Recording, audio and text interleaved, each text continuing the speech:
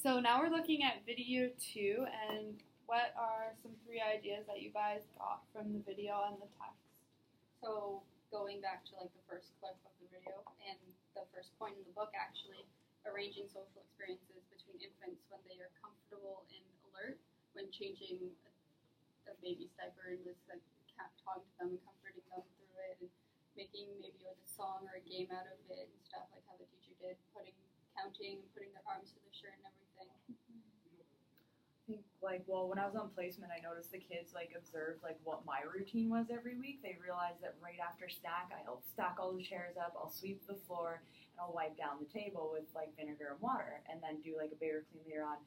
And now it's to the point where all the kids want to help, and I have a lineup every day of children wanting to sweep and spray vinegar. So I kind of, I shorten the broom, I let them sweep. I don't really think that preschoolers should be spraying vinegar in case it flies across the room in someone's eyes. So I do that part, but I will do the vinegar and then give them the towel to wipe it down. So they're helping with those things. And then if I observe the dramatic play area, they're pretending to put vinegar on tables or stacking up chairs. You can't really stack the children's chairs, but it's they try. Yeah, that all goes back to modeling, right? The whole video is about modeling. And I really liked how they said, be safe, be kind, and take care of things. And children are going to model that behavior. And like you said, they all want to join in and help you do what it is that you're doing at the end of the day. And I liked how the video said it's important to let toddlers feel important when you let them use adult tools. Yeah. So for our daughter, she's almost 3, she'll be in preschool. She's going to a preschool 1 room on the 30th, and right now she's in this big phase of, I gotta cut it, Mom, I gotta cut it.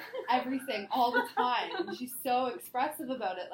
She sees me with a butter knife, she's, Mom, I gotta cut it. She's just so matter of fact like that.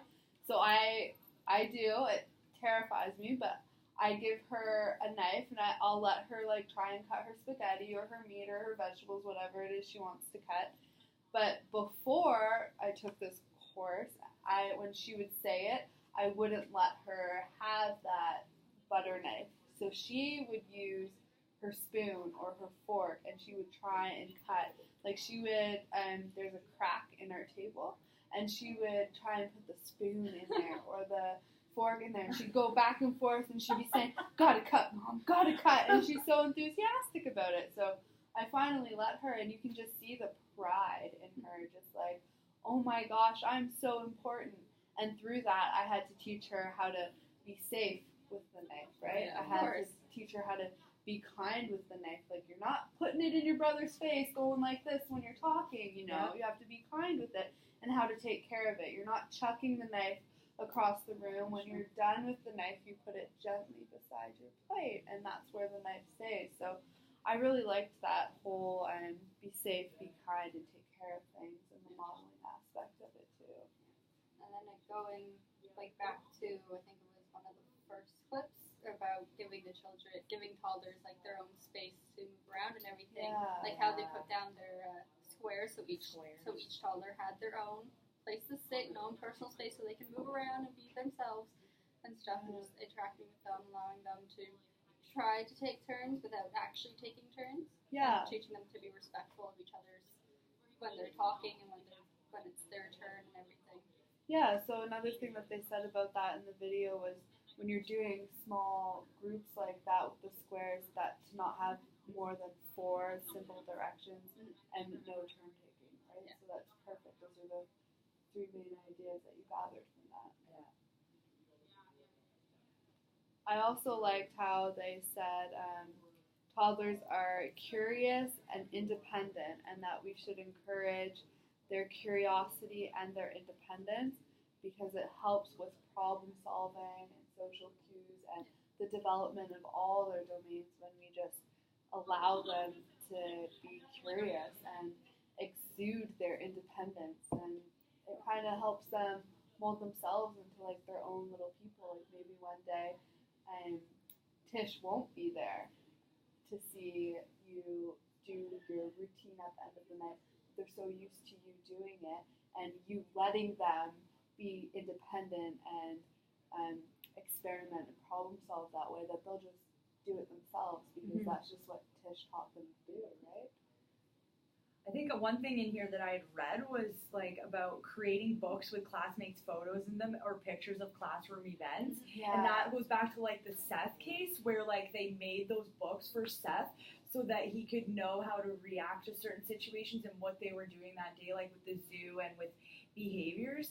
And I think it's like very crucial because you could make stories up with children in the class and they can learn through them, like sharing aspects, how to cooperate with others, how we listen to the adults in our life. Like you can really make a story out of anything. You can even teach the kids through a puppet show that this is the behaviors that we use with our friends.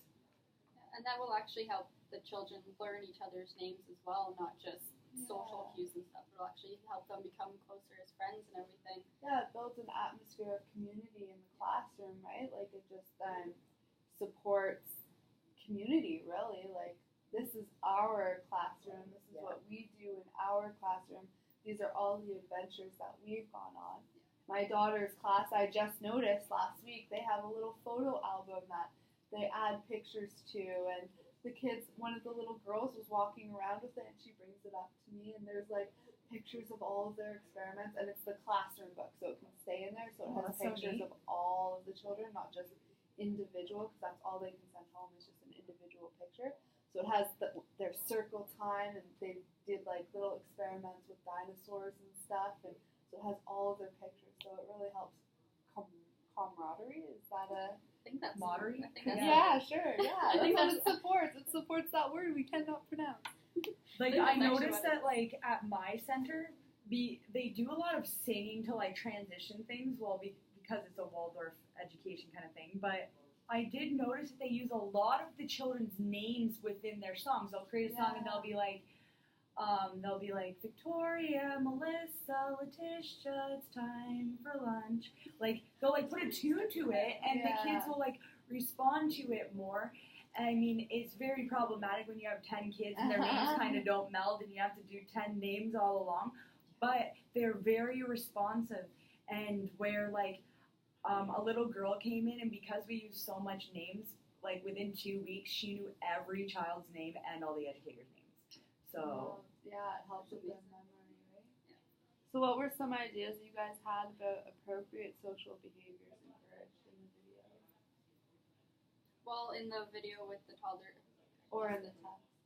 Well, it was in the video when they were sitting down on their circle, and they had like the colored shakers and everything with the sharing, and the little girl wanted to keep her, I think it was red one. I think she started off with a yellow one. She started off with yellow, my bad. And then the little boy beside her wanted to trade, but she didn't want to. Yeah. And then she she had to hide her. She was like, no, this is mine. What are you talking about? I don't have one. Yeah. So then the educator was like, well, why don't we try to trade with this one? And so they switched. And then she was like, no, I want that color, and tried to take it. She's like, well, how about we switch with her now? And he says, he just kindly just gave it to her, just took that one, was perfectly fine with it. I thought that was great. That teacher there was definitely tutoring the children with the appropriate social conduct there of how trading works, because children, they want to take what other children have all the time. Yeah. It doesn't matter what it is, even if they've just put it down, if another kid comes, they want it right back. Yeah. So for the teacher to understand that and just kind of guide the behavior so everything goes smoothly was really quite amazing. I never just good force for the her. children to actually share. She Just didn't like, force at all. do you mind switching with this child? Yeah. Can he have It a was turn a with that one? Can request. she have a turn with that one? Not. Now it's time to switch, guys. Let's see if you guys want to switch, and if they don't, then that's fine. It was really good. Whenever you guys are ready to switch, we can. And she even noticed when that little girl was ready to switch. And she was like, oh, okay, so now you want to make a trade, now that he has a different color. Yeah. So that was really cool how she picked that up.